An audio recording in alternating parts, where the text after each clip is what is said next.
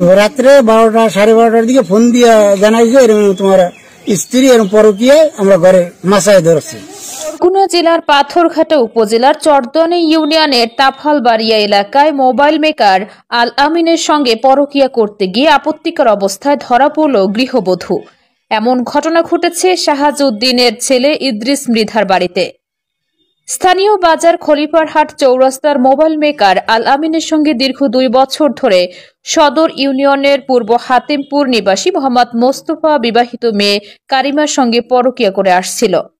এমন ঘটনা এলাকায় জানাজানি হলে স্থানীয় উঠতি বয়সী ছেলের রাতের আধারে ইদ্রিসের ঘরের মাঝে আপত্তিকর অবস্থায় গৃহবধূ কারিমা ও আলামিনকে ধরে ফেলে। এ ঘটনায় এলাকায় চাঞ্চল্যকর সৃষ্টি হয়েছে। সরেজমিনে গিয়ে জানা যায়, প্রতিবেশী মাসুদ জানান গৃহবধূ কারিমা ও মোবাইল মেকার ফোরকানের সঙ্গে প্রায় 2 বছর ধরে পরকীয়া চলে আসছিল। বিষয়টি এলাকাবাসীর নজরে আসলে গত 23 জানুয়ারি 2025 তারিখ রাত 10টার দিকে স্থানীয় লোকজন তাদেরকে আপত্তিকর অবস্থায় ধরে।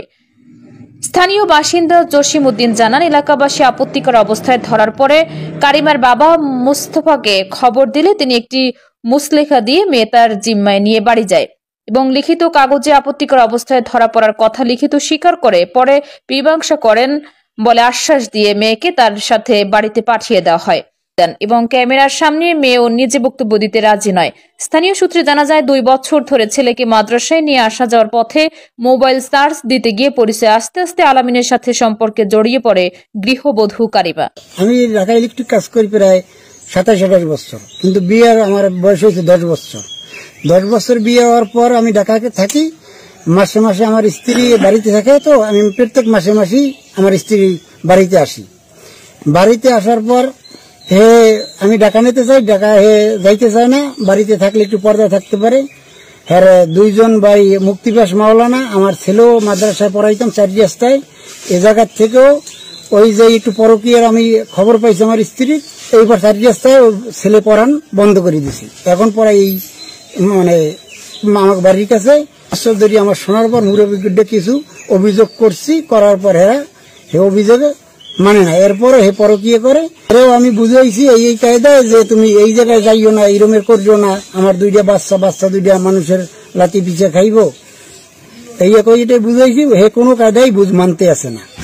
আমি ঢাকা আবার চলে গেছি, যাওয়ার পর আমি বাড়ি টাকা পয়সা জন্য যাই হোক, তো আমার স্ত্রীর কাছেই দিই।